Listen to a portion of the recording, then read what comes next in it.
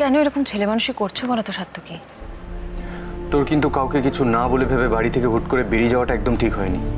ভাগ্যিস তখন বৌরানী তোর সাথে ফোনে কানেক্টেড ছিল, সেটা যদি না হতো তাহলে কি হতো বলতো?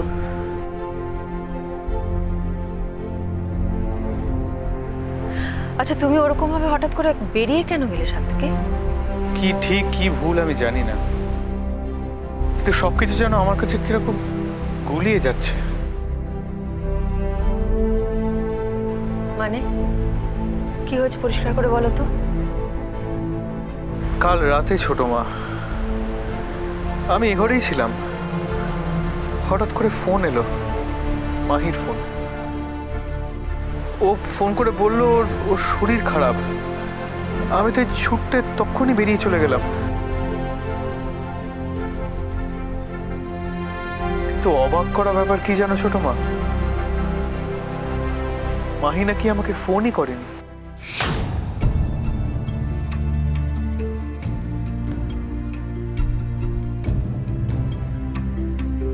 মানে? হ্যাঁ ভাই, আমিও মাহিকে ফোন করেছিলাম, ও একই কথা বললো আমাকে। এরকম আবার হয় নাকি? হ্যাঁ ছোট মা, আমি প্রথমে বিশ্বাস করিনি, কিন্তু তারপরে আমার ফোনটা যখন আমি দেখলাম, ওর ফোনটাও দেখালো, তখন আমি কল্লকে কোনো নাম্বারই খুঁজে পাইনি।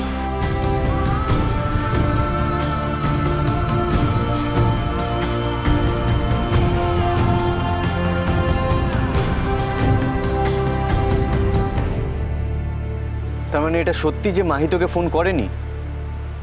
না।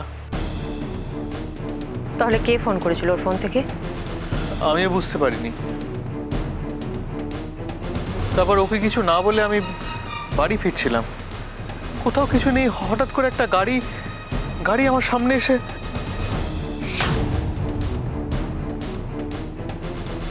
এক সেকেন্ড দাঁড়া, কি বললি তুই? গাড়ি? হ্যাঁ গাড়ি। কেন? কিন্তু কিন্তু তুই তো একটা ল্যাম্প পোস্টে গিয়ে ধাক্কা দিয়েছিস। কি বলছিস কি তুই?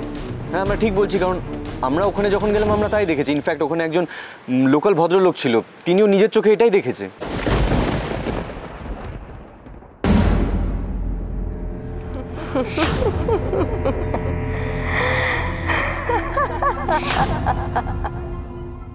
আচ্ছা বেশ ঠিক আছে, যা হবার তা হয়ে গেছে, আর এগুলো নিয়ে তোমরা আর কথা বাড়িও না। ডক্টর বলেছেন 2-1 দিন রেস্ট নিলে ঠিক হয়ে যাবে, তুমি এখন বরং সেটাই করো। হ্যাঁ মা, 2 দিন তুমি পুরো বিশ্রাম নেবে, আমি তোমাকে সময় মতো সব ওষুধ দেব। 2 দিন কোনো কাজ নয়, খাও দাও আর রেস্ট নাও। তাহলে ছোট মাই 2 দিন আমারও ছুটি না, আমি দাদাভাইয়ের সাথে 2 দিন থাকতে চাই। দেখি না দাদাভাইয়ের শরীর আর আমার মন দুটোই ঠিক হয় কিনা।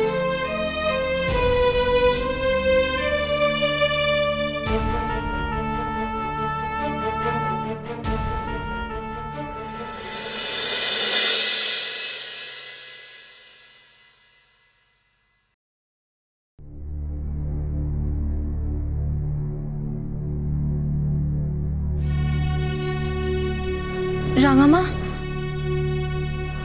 ও মা বৌরানী এসো। তুমি আবার এ সমস্ত নিয়ে আসতে গেলে কেন? তোমার খাওয়ার অনেক দেরি হয়ে যাচ্ছিল না রাঙামা? সে একদিন একটু দেরি হলে কি এমন ক্ষতি হতো? সাত্তকী দাদুভাই আছে কেমন এখন? ভয়ের কিছু নেই রাঙামা, কিন্তু কালকের ঘটনা থেকে এখনো পুরোপুরি বেরোতে পারেনি। সে তো খুব স্বাভাবিক, হঠাৎ করে এরকম একটা অ্যাক্সিডেন্ট। রাঙামা, আমার তোমার সঙ্গে কিছু কথা আছে। কথা আছে? বলো কি কথা।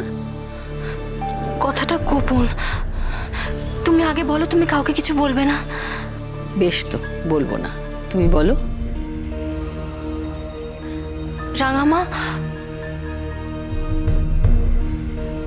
তুমি ভূতে বিশ্বাস করো? ভূত? হঠাৎ এই প্রশ্ন কেন? আগে তুমি বলো, ভূত বলে সত্যি কিছু আছে? আমি নিজে কখনো কিছু দেখিনি, কিন্তু আমাদের ছোটবেলায় এই সমস্ত অনেক শুনতাম। বিশেষ করে অপঘাতে কেউ মারা গেলে শুনেছি তার আত্মা নাকি। দিদি ভাইয়ের মৃত্যুটাও তো একটা অপঘাতে মৃত্যু, তাহলে কি সত্যি সত্যি? কিন্তু তুমি হঠাৎ করে এসব কথা কেন জানতে চাইছো বৌরানী? রাঙামা, এগুলো আমাদের শুধু মনের ভুল, মানে অন্ধবিশ্বাস নাকি? শুধু অন্ধবিশ্বাসী বা বলি কি করে? আজকাল তো শুনছি সায়েন্সও নাকি আত্মা টাত্মা নিয়ে নানা রকম কথা বলছে। আচ্ছা বৌরানী, আমার একটা কথা সত্যি করে বলো তো, কি হয়েছে? হঠাৎ সকাল সকাল তুমি ভূত নিয়ে পড়লে কেন? বেশ কিছুদিন ধরে রাঙামা অদ্ভুত একটা ব্যাপার অনুভব করছি আমি। প্রথমে আমি মনে করছিলাম রাঙামা আমার মনের ভুল, কিন্তু কাল রাতে ওর সঙ্গে যা ঘটলো তারপর আর চুপ করে থাকা যায় না। আর এগুলো তো সবাইকে বলাও যায় না।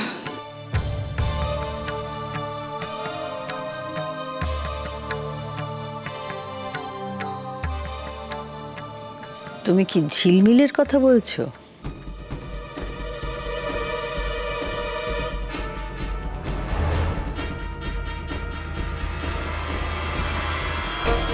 হ্যাঁ রাঙামা,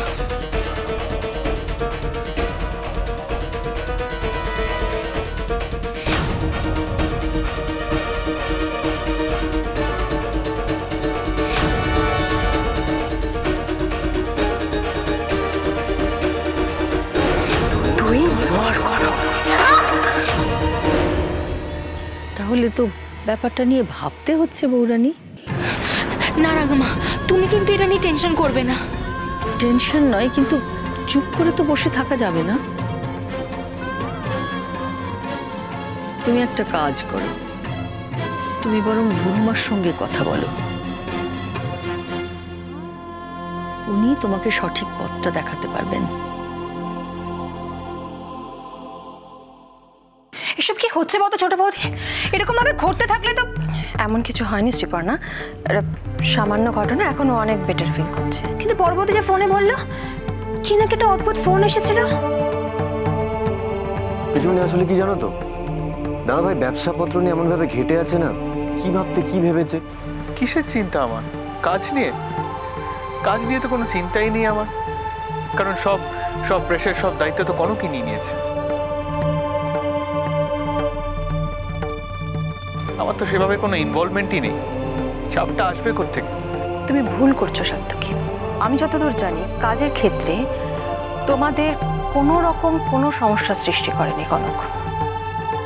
দাদাভাই দেখ, আমার একটা কথা মনে হয়, কারণ আমি সেদিন ওই ঘটনার সময় ওখানে ছিলাম। তুই যেভাবে রিয়্যাক্ট করলি, ওভাবে ওভার রিয়্যাক্ট করাটা ঠিক হয়নি।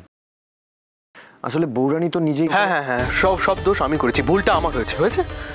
এসব কি করছো তুমি সার্থকী? আমি কখনো তোমাকে এরকম বিহেভ করতে দেখিনি তো। তুমি সবার থেকে বড়, কারোর মধ্যে কোনো সমস্যা হলে সেগুলো সব মেটানোর দায়িত্ব তোমার, সেখানে তুমি এভাবে কথা বলছো। মা, আমি একটু বেরোচ্ছি।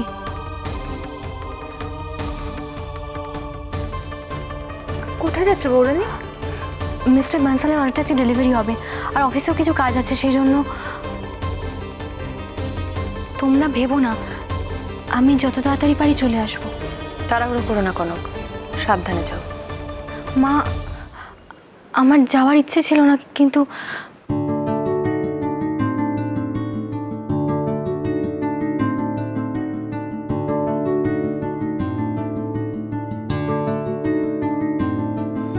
কিন্তু কাজটা যে করতেই হবে কনক।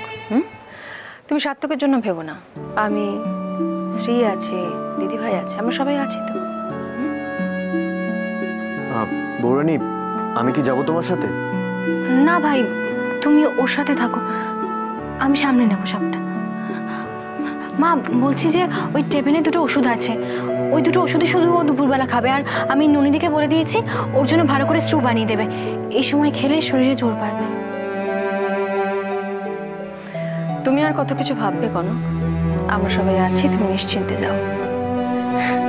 সত্যি ছোট বৌদি, কে বলবে বলো আমাদের এই কনক হলো সেই কনক? পিসিমণি, আজকে আমি যা সেটা তোমরা আমাকে হাতে ধরেই বানিয়েছো, এতে আমার কোনো কৃতিত্ব নেই।